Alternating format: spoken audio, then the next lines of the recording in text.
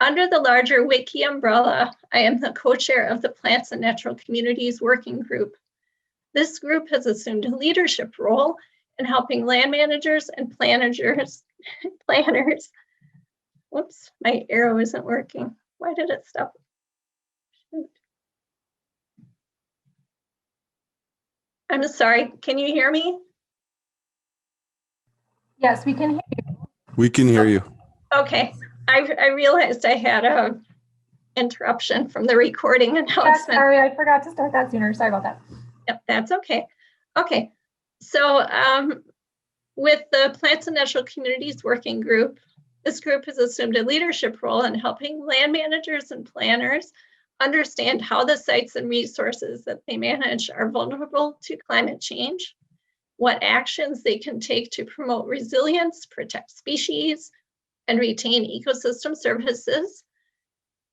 And we also help managers strategize how changing environmental conditions may affect the way that they go about their work. The Plants and Natural Communities Working Group is bridging the gap between science and management through the development of an adaptation toolbox. This includes climate change vulnerability assessments for the natural communities of Wisconsin, menus of climate adaptation options, adaptation workshops, and adaptation demonstration sites. The Northern Institute of Applied Climate Science, or NIACS, has been an important partner in developing all of these tools. You'll notice I mentioned NIACS Adaptation Workbook in item 2. This is a terrific decision support framework for climate adaptation. In our adaptation workshops, we work with practitioners like you to walk a specific site through the adaptation workbook. In the coming slides, you'll get just a small sample of the type of guidance you would receive in such a personalized and totally free adaptation workshop. As grassland managers, climate change can seemingly overwhelm us. Increasing invasive species, increasing brush invasion, applying prescribed fire is getting different, but there's uncertainty, isn't there? Applying prescribed fire is getting more. Will non-native cool season grasses be favored by climate change, or will warm season grasses gain a competitive boost? Will fire become more difficult with earlier and wetter springs, or easier as the environment gets warmer and drier? This uncertainty can make us feel like sticking our heads in the sand. In the end, we don't necessarily need a crystal ball to predict the future. Instead, we can treat climate adaptation as a form of risk management. Risk management involves identifying potential risks in advance, in this case using climate models and vulnerability assessments, analyzing those risks, and minimizing risks through actions that are appropriate and feasible. This 2012 climate model for Hurricane Sandy is helpful in illustrating how officials needed to minimize both short-term and long-term risk, warning people within the potential path to take precautions. The risk management approach is translated into a useful tool for natural resource professionals in the NIACS adaptation workbook process. The process consists of 5 basic steps. 1, define goals and objectives. 2, assess climate impacts and vulnerabilities. 3, evaluate your management objectives in light of those climate impacts. 4, identify adaptation approaches. And 5, monitor effectiveness of implemented actions. Our natural community vulnerability assessments can be particularly useful during step 2 of this process, while adaptation menus can be employed during step 4. In the next slide, we're going to see how re-evaluating management objectives in step 3 is such a vital part of climate adaptation. Climate change is forcing natural area managers to ask hard questions about whether fighting to maintain pre-settlement natural communities is feasible and realistic. A resistance strategy. Do you guys see my cursor as I move it? I don't see at the moment. Okay, Oh, here's a little laser pointer. Do you see this? Yeah, there you go. That looks. Aha. Yeah. Okay. Let's see. So a resistance strategy involves fighting climate impacts tooth and nail to maintain relatively unchanged conditions or reference conditions. In this really simplistic example I've drawn here, we've got a shallow draw with more mesic soils and a cool, moist microclimate. So I may need to ensure that brush invasion is controlled through regular mowing, power brush cutting, herbicide treatments, and extra effort during prescribed burns to ensure sufficient impact. In a resilience strategy, we are easing up a bit, accommodating some change, but then encouraging an eventual return to prior or desired reference conditions. A few trees and shrubs may get established in that draw, but the prairie is still intact underneath. These will get set back periodically with burns or brush cutting. Transition involves allowing change to occur, thus enabling the ecosystem to adapt to new environmental conditions. So you're facilitating adaptation and you're allowing change. Perhaps you've realized that despite all of your management efforts, you're fighting a losing battle against the brush. Is transition a passive do-nothing approach? Not at all. Instead, the manager may take specific actions to control the trajectory of change. In this example, I've decided to allow this shallow draw to convert to a thicket, perhaps to support Bell's vireos, brown thrashers, and other wildlife. But I'll make sure that it's not occupied by invasives like honeysuckle and buckthorn, but instead our native shrubs. If trees begin to get established, I will cull these while they are small, maybe leaving one or two as singing perches for Bell's vireos. I might also plant some hazelnut to provide food for turkey, pheasants, deer, and small mammals.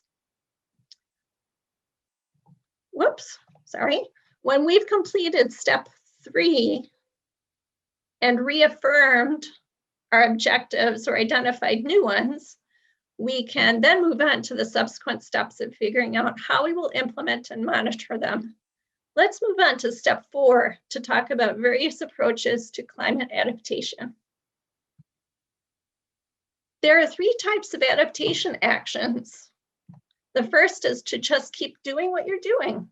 Is that really adaptation? It is adaptation if you have engaged in a thoughtful and transparent decision-making process, such as adaptation workbook. When your status quo actions align with sound climate adaptation actions, these are considered win-win actions and are gold in your pocket. Now, in addition to boasting the importance of your work to promote native biodiversity, you can also say that it will boost the climate resilience of your site and promote long-term stability and carbon sequestration. I encourage you to use this narrative whenever possible when seeking funding or administrative support. You may also take your status quo actions, but tweak them to address climate change limitations or impacts. Or you may need to eliminate current actions entirely, then replace them with something completely new. Don't forget to look for silver linings with climate change. There may be new opportunities to do management in new and different ways. Let's explore these further with some examples. Conducting prescribed burns in grasslands has always been one of our most important tools in restoring and maintaining grasslands. In an era of climate change, this business as usual becomes a win-win because it promotes the overall health and ecosystem functioning of grasslands. While burning does release greenhouse gases, the increases in carbon sequestration outweigh those emissions. As we said previously, however, when and how we burn is becoming unpredictable with climate change. One simple modified action would involve getting your burn plans approved well in advance, burning larger units to maximize impact, putting your burn brakes in well in advance, and having your burn gear and equipment primed and ready to go at short notice. An emerging climate adaptation is burning in non-traditional seasons. Part of the adaptation workbook process involves considering each approach and deciding if it's appropriate and feasible. Let's explore our new action here along those lines. You've probably observed that there have been opportunities in recent years to conduct prescribed burns in winter due to lack of snow and dry conditions. While this is good for sending back brush, it probably won't kill it. Fire works best when it is applied while the target species for control are actively growing. Also, if a site is dominated by non-native cool season grasses, a dormant season burn will only create perfect conditions for them to shoot up early in the spring with the warming sun and blackened soil, and present double the amount of competition for the native warm season grasses that come up later. However, this may present an opportunity for judicious post-emergence herbicide application, as long as you minimize impacts on non-target native prairie plants. Similarly, summer burns may actually be harmful to some prairie plants, and there may be safety and permitting issues. The key with the adaptation workbook is to document such ideas and rationales. How about prairie planting? Many of you use standardized seed mixes with maybe 2 or 3 warm season grasses and 10 forb species. Anytime that you convert former cropland to prairie is a win-win for climate change, with benefits reaped in terms of carbon sequestration and stormwater infiltration. But are these low diversity plantings sustainable? A modified action to build resilience into your plantings would be to redesign your seed mixes to have a greater number of species that represent different life histories, phenologies, and guilds. A completely new action may be to employ new seed provenancing tactics, that is, where our seeds come from. Let's explore these further. Diverse communities are less vulnerable to climate change impacts because risk is distributed across multiple species. By also diversifying the plant traits of these species, such as phenology or life history, you are creating functional redundancy, which allows fluctuations of species and guilds in response to climate and ensures that all microhabitat niches are occupied, thus limiting non-native species invasions. Diversification at various scales is, in fact, the name of the game with climate adaptation. For example, you can also spread risk by promoting habitat heterogeneity across your managed landscape, by creating patches that are rotationally burned, grazed, or mowed, or by burning some units in the spring and some in the fall. There are a number of seed provenancing approaches for climate adaptation that have been described in the literature. I want to tell you about one of them called regional admixture provenancing. This involves the mixing of seeds from different populations for a given species within a carefully defined region that includes the target planting site. The goal of the seed mixing is to increase genetic diversity at a local scale while maintaining and maximizing regional adaptations and avoiding potential maladaptation and outbreeding depression. I've included a handout for this talk that provides a summary of various seed provenancing strategies. While developed as part of our 2019 adaptation menu for non-forested wetlands, this summary applies equally well to upland grasslands. Lastly, let's consider a variety of adaptation approaches relating to invasive species management. Business as usual is a win-win because you are promoting diverse and healthy ecosystems, which enhances their resilience to climate change. For the next 2 actions, I actually got them reversed. I would consider monitoring environmental conditions to maximize herbicide efficacy, a new action for many practitioners, and using phenological cues to trigger invasive treatments as a modified action. Let's explore these further. High temperatures, high relative humidity, and high wind are all factors associated with climate change.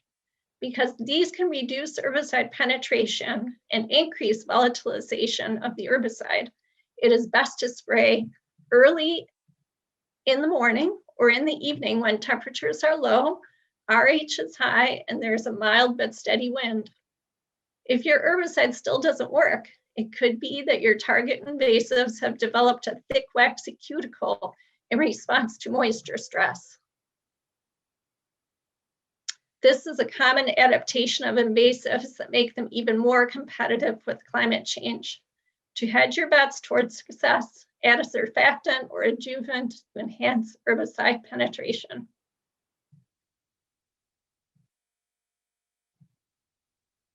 Another form of climate adaptation is using on-the-ground phenological cues rather than calendar dates to identify appropriate treatment windows for invasives. Many of you already do this by mowing wild parsnip and sweet clover when in flower. Normally, one of the best times is around 4th of July, right?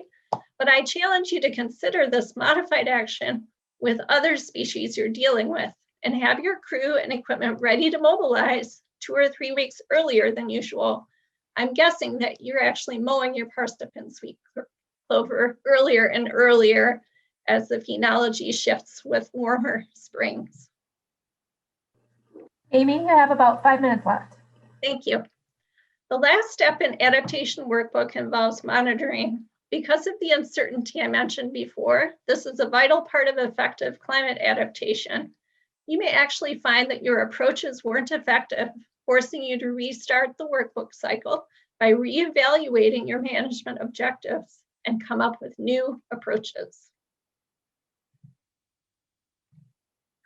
Whether you continue doing what you've always done, tweak your current methods, or adopt new adaptation approaches, the best path to successful climate adaptation is to follow an intentional and transparent thought regime, such as that used in the adaptation workbook. This process is golden for communication. If someone asks you why you're doing what you're doing, you'll have clear documentation showing your thought processes and rationale, and it lends itself well to periodically reevaluating your objectives to see if your tactics need to be adjusted. This is the best way to embrace uncertainty, manage uncertainty, and move forward with confidence. Now, how can you get started with climate adaptation? I've listed a variety of resources on your handout, and we'll describe a few of them now. So NIAX offers several websites, the first of which is adaptationworkbook.org. Not only can you download the original adaptation workbook manual there, you can also use an online workbook tool that's sort of like TurboTax. You can set up an account and work through the workbook independently online. NIAX also has an amazing website at forestadaptation.org. Don't be fooled by that URL. Although they started originally working with forested ecosystems, they've expanded it to all habitat types. From the base webpage, you can find various menus of adaptation options. For example, a grassland menu is in its drafting phase, and there are also a non-forested wetland menu and a wildlife menu that have many themes applicable to your work. There is also an interactive nationwide map of climate adaptation demonstration sites, each of which has a detailed write-up describing their findings. Rush Creek State Natural Area was recently added as a demo site, and at either of the NIAX websites, you can find ways to connect with their wonderful staff who are more than happy to help you. And don't forget about the Wiki website. There you can find information on climate impacts, maps, presentation materials, and the vulnerability assessments for Wisconsin's native plant communities can be found on our Plants and Natural Communities Working Group webpage.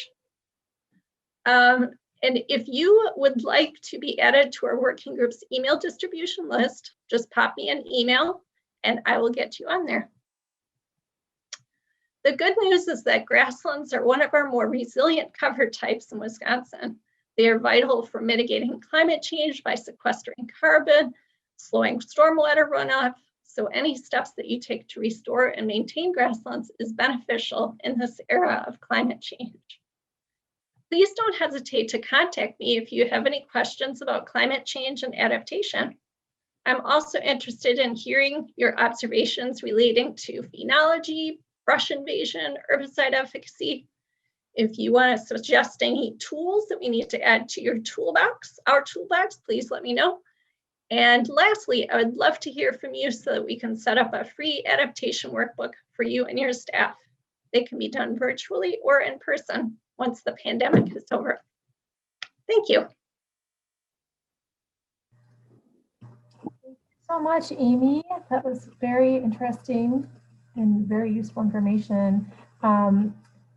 Right now, we do not have any questions in the chat box, but I'm sure that's got everybody thinking. So please go ahead and type any questions you guys might have in the chat box. And I think we could probably even unmute one at a time and just have a conversation as well. In fact, if you guys have decent internet, I would say we should start our videos, because I think this is meant to be a partnership meeting where we can like meet each other and discuss a little bit. So anyone willing, please start your videos and we'll try to have a little bit of a discussion here.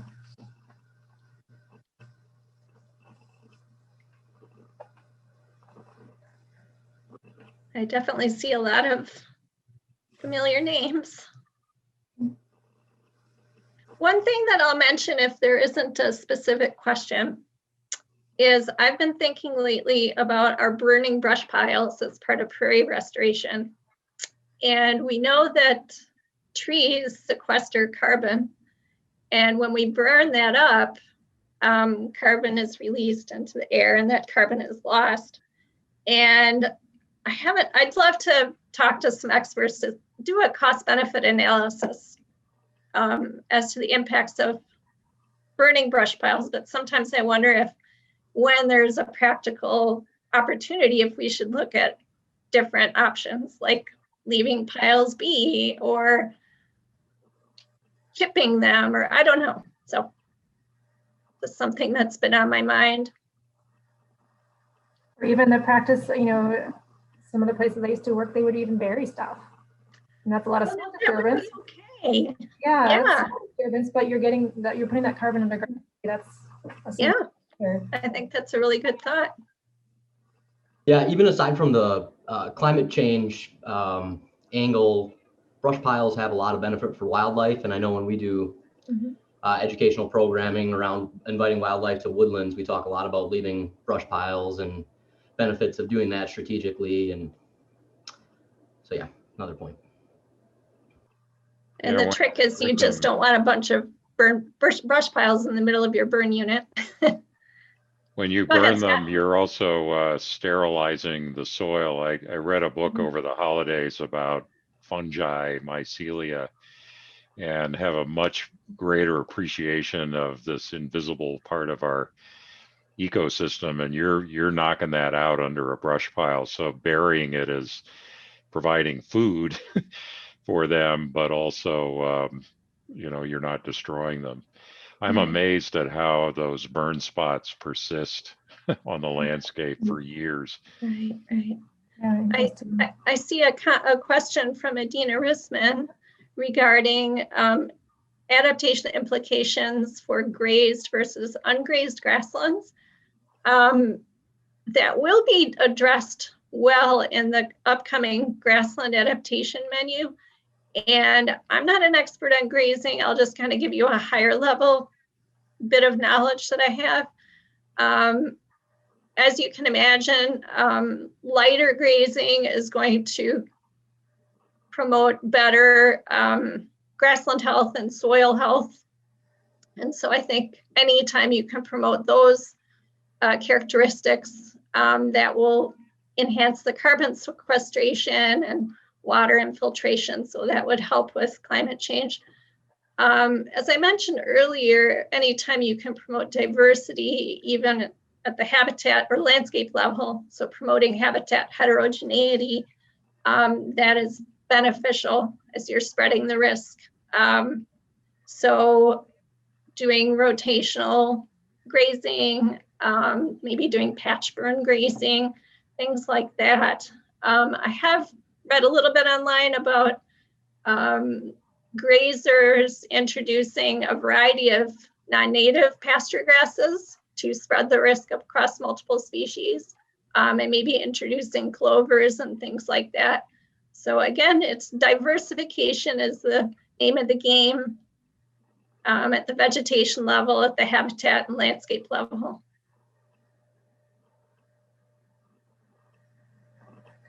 We have another minute or two if anyone has any other thoughts or questions. I'm curious too of how many of you have been incorporating climate, adaptations into your management already, and how that's been going, or how many of you are you getting resistance from your boards, or where are you at in that process?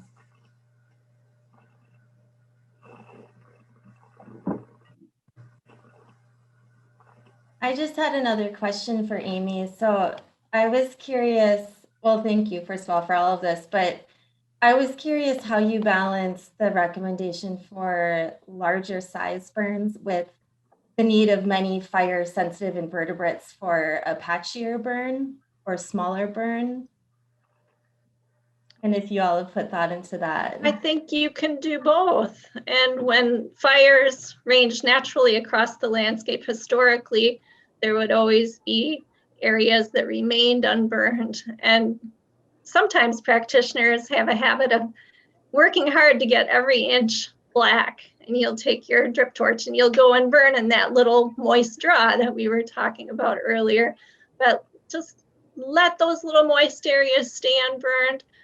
Absolutely, you can also install insect refugia by burning in the refugia in advance and creating a good black line around those. So I think you can have your cake and eat it too, but it does take in some cases it means working less hard to get every inch burned, and in some cases it means working harder by creating refugia. Is that a good answer, Sarah? That helps. Yeah, Okay. Thank you. All right, thank you so much, everybody. This has been recorded, so this will be on the Southern Driftless Grasslands website in the near future if you need to revisit any of the items. I know Amy said she's always open for questions. I just put the Zoom information for the next two sessions. One is sort of in this track is the socioeconomic changes, and the other one is a pollinator, and they're both different Zooms, so you'll have to leave and then go back into it. And Laura Payne also just shared a fact sheet she did about grazing warm season pastures. So thank you, Laura. That's definitely, a good thing to look at when we're facing drought issues in pasture areas. So. And did everyone see the handout I included as well for this? That was posted at the beginning of the chat box. All right, thank you, everybody. We'll go out and then hopefully see you in the next session. All right, thank you. Nice job, Amy. Thanks, Dave.